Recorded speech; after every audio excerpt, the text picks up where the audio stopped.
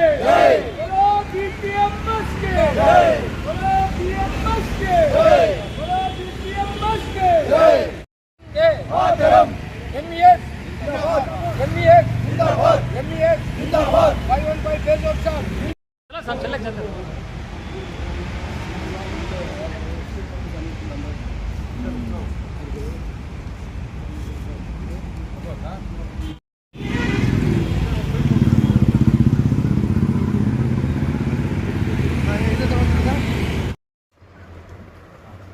ಸ್ವಲ್ಪ ಅದು ಮೇಲೆ ಸ್ಟ್ರೈಟ್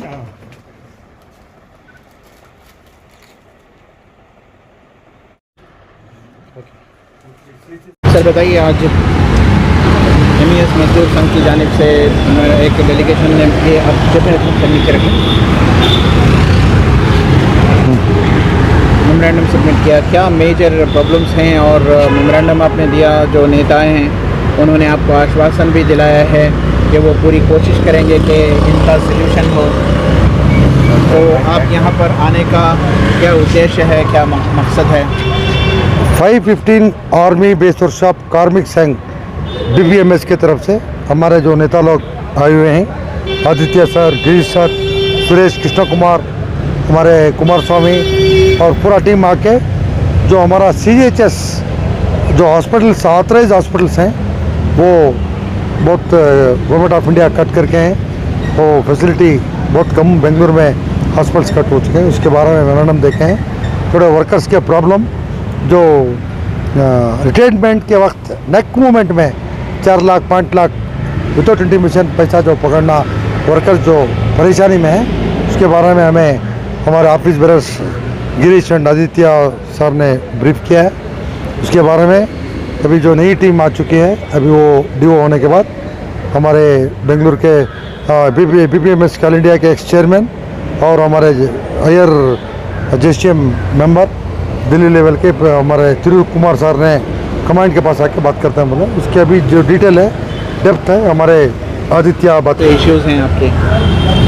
अभी जो CGHS का एम्पैनल्ड प्राइवेट हॉस्पिटल्स है वो फ़िलहाल पेंशनर्स और CGHS बेनिफिशियरीज़ को ट्रीटमेंट देने के लिए इनकार कर रहे हैं। वो बोल रहे हैं हम एम्पैनल्ड अभी नहीं है, और कुछ पेंशनर्स को जो है वो बोल रहे हैं कि बेड खाली नहीं है, वार्ड खाली नहीं है, इसीलिए हम आपको ट्रीटमेंट नहीं देंगे बोल रहे हैं। इसकी वजह से जो CGHS बेनिफिशियरीज़ है वो पिलर टू पोस्ट घूमना पड़ रहा है, ये हॉस्पिटल से वो हॉस्पिटल, वो हॉस्पिटल से ये हॉस्पिटल, उनको इससे बहुत तकलीफ़ हो रहा है। इसका हाल जो है वो बिल्कुल होना ही है।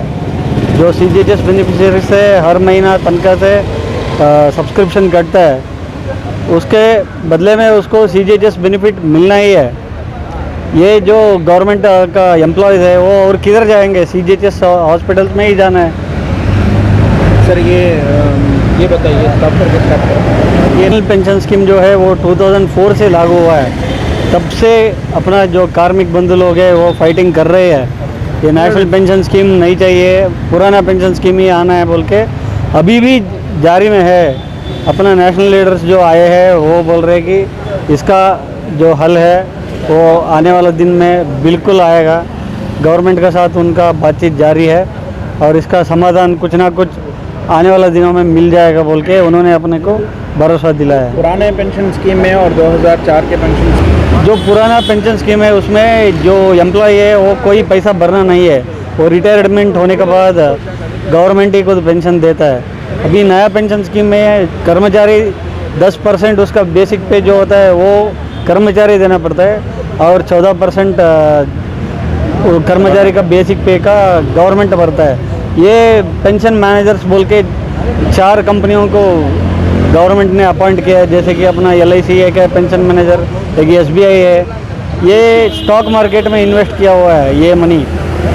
ये कोई गारंटी नहीं कि NPS का जो रिटायर्ड होगा वो आदमी को बिल्कुल पेंशन मिलेगा, इतना ही अमाउंट का पेंशन मिलेगा बोल के कोई गारंटी नहीं। जो भी जबकि ओल्ड पेंशन स्कीम में जब रिटायर्ड होगा आदमी उसका बेसिक पे का 50% पेंशन में मिल जाता है, लेकिन NPS में जैसे कि उसका पैसा और गवर्नमेंट का पैसा दोनों इकट्ठा करके शेयर मार्केट में लगा हुआ है, उसमें अगर प्रॉफिट आया तो इसका पेंशन का बढ़ाते हो सकता है, वरना इसका घाटा हो सकता है। यही फ़र्क है। तो अभी आपने क्या गवर्नमेंट को बहुत साल से ही प्रेशराइज कर रहा है, अभी भी बात चल रहा है। आपको जानकारी होगा कि कोई चुनाव के टाइम में राज्य सरकार हम OPS लेके आएंगे, ओल्ड पेंशन स्कीम लेके आएंगे बोल के भरोसा तो दे रहा है, लेकिन कहीं हुआ है देखा नहीं है अभी तक। शुक्रिया सर। Thank sir you. आप मैं भी उसका एक भुगतने वाला हूँ। नेशनल पेंशन स्कीम है जो इन्होंने बताया, जो 50% ऑफ द अमाउंट है नॉर्मल पेंशन में देता था।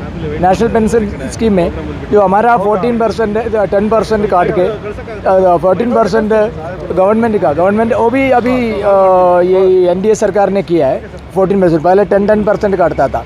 तो इसमें नुकसान क्या है सर, जो जिसके पास डिपॉजिट कर रहा है वो शेयर मार्केट में उनका हालत ख़राब हो गया तो हमारा भी हालत ख़राब हो गया। इनका पेंशन अभी तक जो पेंशन मिलने वाला 2000-3000 रुपये मंथली पेंशन मिलता है, क्योंकि 60% ऑफ द अमाउंट इकट्ठा दे देते हैं जो बचा हुआ है अमाउंट का। उसके बाद बाकी 40% से ही पेंशन देता है, वो 3000-4000 होगा। जो एक आदमी का जो बुढ़ापे के सहारा एक पेंशन होता है, वो पेंशन ही बंद कर दिया है। बंद कर दिया। वही तो पेंशन ही बंद कर दिया, क्योंकि 50% बेसिक पे का 50% तो कितना था, अभी ये 3000 रुपये में क्या पेंशन में आता है।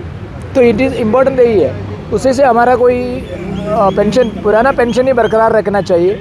अदरवाइज़ हमने एक मांग और रखा है, जो हमारा पेंशन का जो सरकार की अमाउंट का जो पेंशन मिलता है उसके साथ प्लस करके सरकार कुछ और राहत उसी में डाल के हमें देगा तो हम सहमत हैं। आपका नाम sir? Krishna Kumar. Designation sir आपका? मैं भारतीय प्रदेश मजदूर संघ का यूनिटी का 5 का यूनिटी का नेता हूँ, मर्स कमेटी का सेक्रेटरी हूँ।